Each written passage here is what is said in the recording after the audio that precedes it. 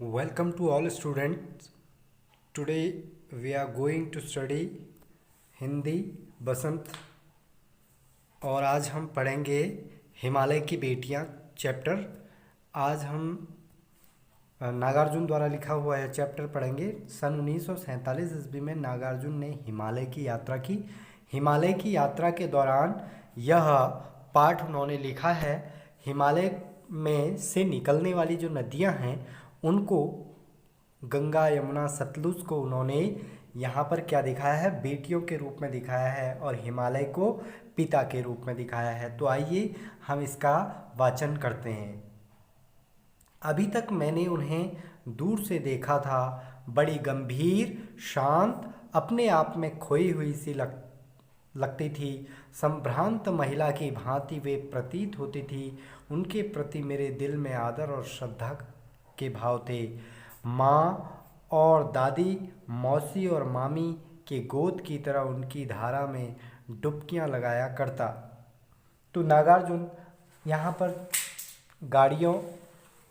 नदियों का वर्णन करते हुए कहते हैं कि मैंने इन नदियों को अभी तक का जो है वो प्लेन्स के एरिया में देखा था, यानी मैदानी भागों में देखा था, और वहाँ ये बड़ी शांत, गंभीर और एक समझदार महिला की भांति ये दिखाई देते थे, प्रतीत होते थे।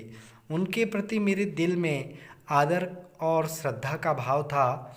माँ और दादी, मौसी और मामी की गोद की तरह उनकी धारा में डुबकियां लगाया करता था। जब भी मैं उन नदियों में नहाता था, प्लेन में, मैदान में, तो मुझे ऐसा लगता था जैसे मैं अपनी माँ की, दादी की, मौसी की और मामी की गोद में डुबकियां लगाकर यानी कि नहा रहा हूँ, डूब डूब कर उनमें आनंद से नहा रहा हूँ।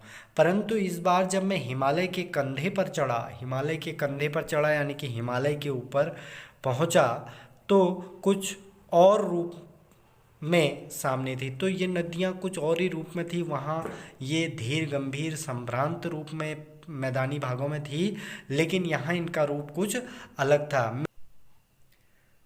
मैं हैरान था कि यही दुबली पतली गंगा, यही यमुना, यही सतलुज समतल मैदानों में उतरकर विशाल कैसे हो जाती हैं।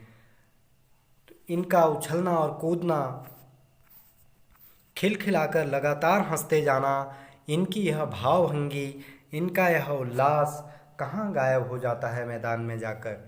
तो लेखक कहते हैं कि मैं जो है आश्चर्यचकित था कि ये पहाड़ों में इतनी खिलखिलाहट के साथ, इतनी मस्ती के साथ उछलते कूदते हुए, कलकल की आवाज़ करते हुए आगे बढ़ती हैं, लेकिन आगे जाकर ये मैदानी भागों में जाकर ये कैसे हो जाती हैं, बहुत ही शांत, गंभीर हो जाती हैं। इनकी भाव भंगिमा ही बदल जाती है, हाव भाव ही बदल जाते हैं। किसी लड़की को जब मैं देखता हूँ, किसी कली को जब मेरा ध्यान अटक जाता है, तब भी इतना कौतूहल और विस्मय नहीं होता जितना कि इन बेटियों की बाल लीला देखकर। तो कवि कहता है, जब मैं कोई छोटी बच्ची को या लड़की को देखता हूँ तो, या कोई छोटे फूल की कली को देखता हूँ, तो मुझे उतना जानने की इच्छा, कौतूहल मतलब जानने की इच्छा या फिर विस्मय यानी आश्चर्य नहीं होता है जितना कि इन बेटियों की यानी इन नदियों की बचपन की लीला, बालपन जब वहाँ से निकलती हैं तो लेखक ने उसको उनका बचपन कहा है, और जब वो मैदानों पर पहुँच जाती हैं तो उसको क्या कहा है लेखक ने कि उनका वह यौवन का समय है। कहाँ ये भागी जा रही हैं, वह कौन लक्ष्य है जिसने इन्हें बेचैन कर रखा है। अपने महान पिता का विराट प्रेम पाकर भी अगर इनका हृदय अतृप्त है, तो वह कौन है जो इनकी प्यास मिटा सकेगा। तो लेखक कहता है कि ये अपने पिता की गोद को छोड़कर यानी कि हिमालय से निकलकर ये कहाँ भागी जा रही हैं और इनका लक्ष्य क्या है, ये कहाँ को जा रही हैं, कहाँ बढ़ रही हैं। जिसने इन्हें बेचैन कर रखा है यानी कि जिसने इनको आगे बढ़ने के लिए बेचैन किया हुआ है, वह कौन सा इनका लक्ष्य है, वह कौन होगा जो इनकी प्यास मिटा सकेगा, और जिसके लिए आगे बढ़ रहे हैं वह कौन होगा। बर्फ़ जली नंगी पहाड़ियाँ, छोटे छोटे पौधों से भरी घाटियाँ, बंधुर आदित्यकाएँ, सरसब्ज उपत्यकाएँ, ऐसा है इनका लीला निकेतन।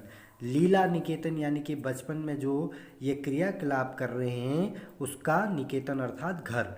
तो इनका कह रहे हैं कि बर्फ़ जली नंगी पहाड़ियाँ, बर्फ़ से जहाँ बर्फ़ गिरी होती है, 12 महीने बर्फ़ रहती है, वहाँ पर बिल्कुल पहाड़ियों में कोई वनस्पति नहीं होती है, तो उनको नंगी पहाड़ियाँ कहा जाता है। ऐसे ही छोटे छोटे पौधों से भरी घाटियाँ, बंधुर आदित्यकाएँ और छोटे छोटे पौधों से भरी हुई घाटियाँ और बंधुर आदित्यकाएँ, मतलब जिनमें कोई पेड़ पौधे नहीं होते हैं, ऐसे पहाड़ों के बिल्कुल ऊपरी भाग, सरसब्ज उपत्यकाएं, और सरसब्ज मतलब हरे भरे, उपत्यकाएं यानी कि पहाड़ के नीचे तले पर जो प्लेन वाली ज़मीन होती है उसके लिए कहा है। ऐसा है इनका लीला निकेतन। इस प्रकार की स्थानों पर ये लीला करती हैं, यानी कि खेलती कूदती हैं और आगे बढ़ती हैं। खेलते खेलते जब ये ज़रा दूर निकल जाती हैं तो इन्हें चीड़, देवदार, चीड़, सरों, चिनार, सफ़ेदा कैल के जंगलों में पहुंचकर शायद इन्हें बीती बात याद करने का मौका मिल जाता होगा। और थोड़ा आगे बढ़ने के बाद ये इस प्रकार से चीड़ के, देवदार के, सरों के, चिनार के, सफ़ेदा और कैल के जंगलों से होते हुए गुजरते हैं, जहाँ इनको अपना फिर वो बचपन वाली चीज़ें याद आने आती हैं। कौन जाने बुढ़ा हिमालय अपनी नटखट बेटियों के लिए कितना सिर धुनता होगा। यानी कि कहते हैं कि नटखट, इन ये बच्चियों की जो नटखटपन है, इनके जाने के बाद, यानी कि इनके हिमालय से आगे बढ़ जाने के बाद इनके पिता अर्थात हिमालय इनके दुख में अपना सिर धूनते होंगे, यानी कि कितना खेद प्रकट करते होंगे, कितना दुख प्रकट करते होंगे। बड़ी बड़ी चोटियों से जाकर पूछे तो उत्तर में विराट मौन के सिवाय उनके पास और रखा ही क्या है।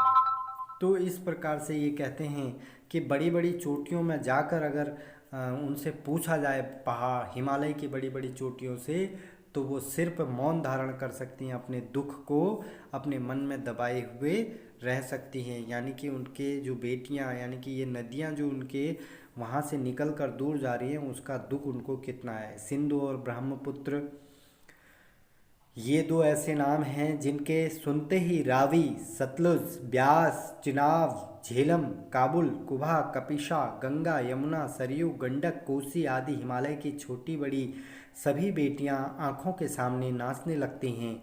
वास्तव में सिंधु और ब्रह्मपुत्र स्वयं कुछ नहीं हैं, दयालु हिमालय के पिघले हुए दिल की एक एक बूंद न जाने कब से इकट्ठा हो होकर इन दो महानदों के रूप में समुद्र की ओर प्रवाहित हो रही हैं।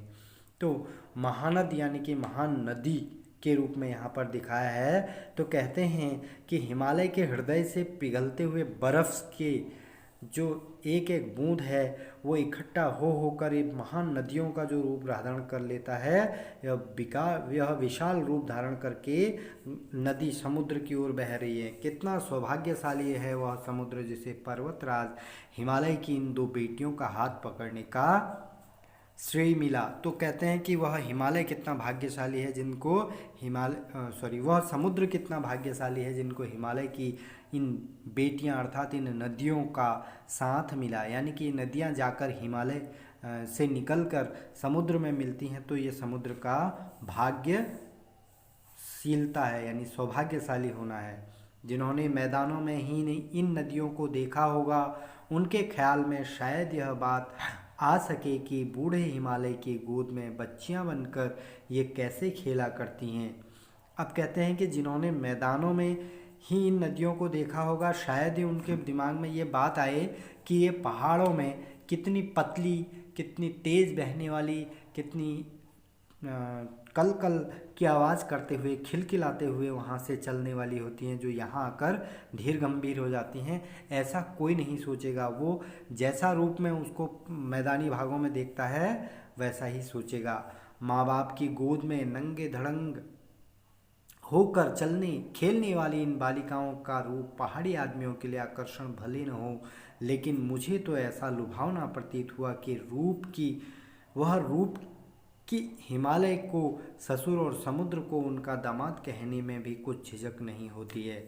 तो कहते हैं भले ही पहाड़ के लोगों के लिए ये बात बहुत बड़ी ना हो कि नदी को देखना और उसका पतला वो बाल रूप देखना, लेकिन मेरे लिए ये बहुत ही आश्चर्य भरी चीज़ थी और मैंने जो है इसके लिए हिमालय को पिता की, ससुर की और समुद्र को दामाद की संज्ञा दे दी और नदियों को बेटी की संज्ञा दे दी।